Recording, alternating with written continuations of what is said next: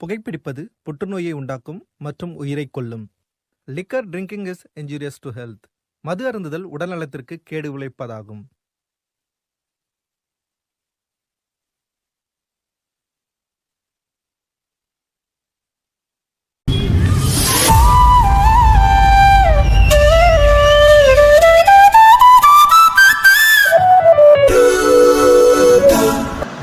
College life ஒரு நல்ல memory. School life இதுவும் ரொம்ப நல்ல மெமரி. ஆனால் இது ரெண்டுக்கும் நடுவில் ஒரு சம்பவம் நடந்துச்சு பாருங்க. அதாங்க ரிசல்ட்டு.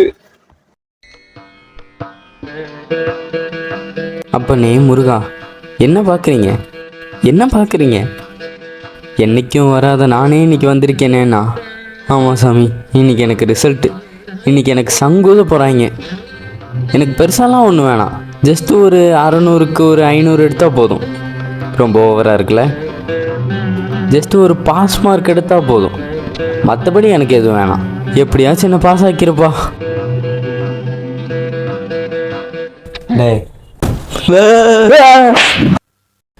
ஏன்டா அடிச்ச? என்னடா? அம்மா உன்னைய சாப்பிட கூப்பிட்டாங்கடா. நீ போ, நான் வரேன். ஐயோ, ரிசல்ட் வேற என்னாச்சோ ஏதாச்சோ.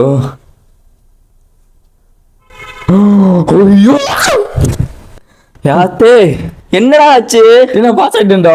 ஷோ ஏமா, என் பாஸ் ஆயிட்டானாமோய். ஐயோ, யார்கிட்ட சொல்ல, எப்படி சொல்லன்னு தெரியலையே. முதல்ல அவன்கிட்ட சொல்லுவோம்.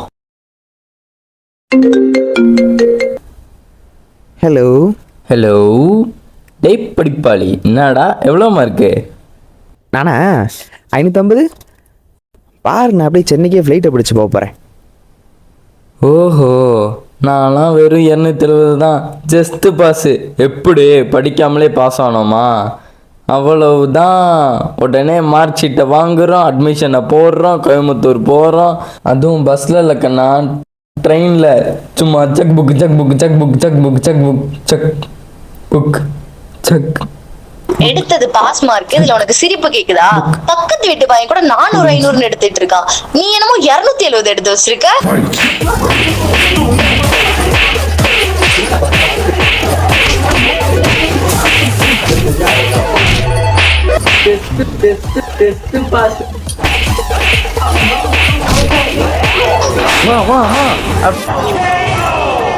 இப்படி அம்மாட்ட மிதி வாங்கி உத வாங்கி விளக்கு மாத்தாடிலாம் வாங்கி கடைசியில் எப்படியோ கோயம்புத்தூரில் இவன் சீட்டை வாங்கிட்டான் காலேஜுக்கு. Culturals, annual days, exams, practical அப்படின்னு சொல்லிட்டு 2 வருஷம் போனதே தெரில. ஹாலிடேக்கு இப்போ ஊருக்கு வந்திருக்கான். அப்படி ஒரு நாள், அண்ணே ஒரு பிளாக் டீ. ஹலோ. டேய், எங்கடா இருக்க? கோயம்புத்தூர்லேருந்து ஊருக்கு வந்துட்டு எங்கடா போன? வரேன்டா. எங்கே போகிறேன்? சரி, இந்த காலேஜ் லைஃப்லாம் எப்படி போச்சு? அது ஏதோ போச்சுடா, ஆனால் படிப்புன்ற பேச்சுக்கே இடமில்லை, ஒரே ஜாலி தான். நடத்து. சரி, அம்மா கால் பண்ணாங்களாமே, ஏன் எடுக்கல நீ? அங்கே தானே வரேன், என்ன அவசரம் இப்போ? டேய், இங்கே சாப்பாடு ரெடி பண்ணி வச்சுருக்காங்கடா உனக்கு. நான் வெளியே சாப்பிட்டுக்கிறேன், ஹோட்டல் போகிறேன். வெளியே சாப்பிட்டுக்கிறியா? டேய்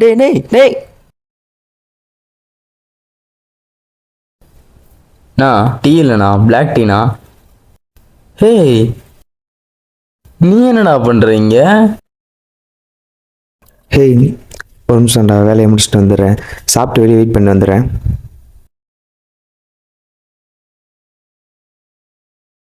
சொல்கிறா, என்ன விஷயம்? பார்க்கலாம் வந்திருக்கேன். டேய் ஒரு என்ன சொல்ல போகிற?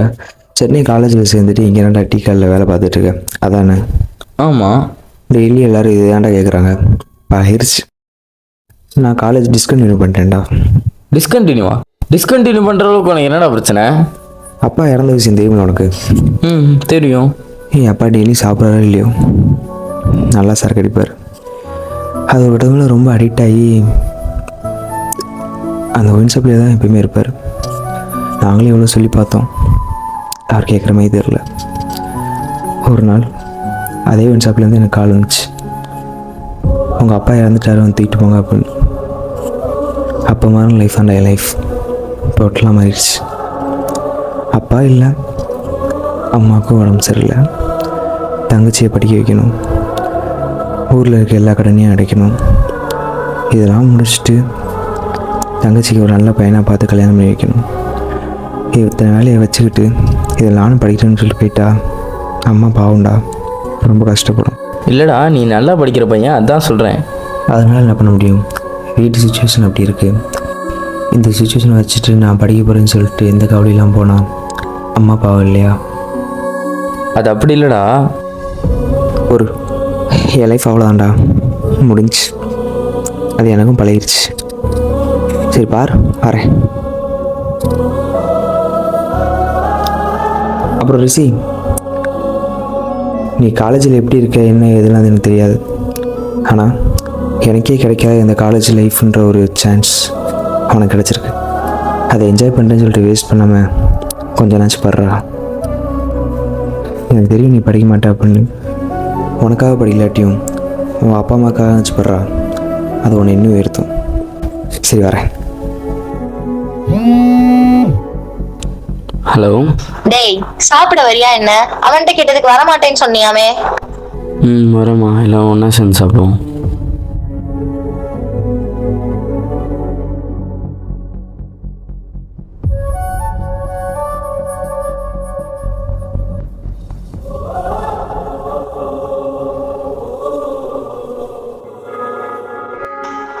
என்னதான் சொல்லுங்க, நம்ம பெரிய பிள்ளைய எத்தனை தடவை அடிச்சிருப்போம், எத்தனை தடவை கஷ்டப்படுத்திருப்போம். ஆனா அதை அவன் என்கிட்ட காமிச்சதே இல்லைங்க. எது கேட்டாலும் சரிம்மா சரிம்மான்னு சொல்லிட்டு போயிடுவான். என்கிட்ட எப்பவுமே அவன் கோவப்பட்டதே இல்லை. என் பிள்ளை தங்கங்க. என் பிள்ளை படிக்கலாட்டியும் பரவாயில்ல, என் பிள்ளை பொழைச்சுப்பான். ஆனா அவன் எனக்காக படிப்பான்னு எனக்கு தெரியும். நீங்க ஒண்ணும் சொல்ல தேவையில்ல. உனக்காக படிக்கலாட்டியும் உன் அப்பா அம்மாக்காக நினச்சி படுறா. அது உன்னை இன்னும் உயர்த்தும்.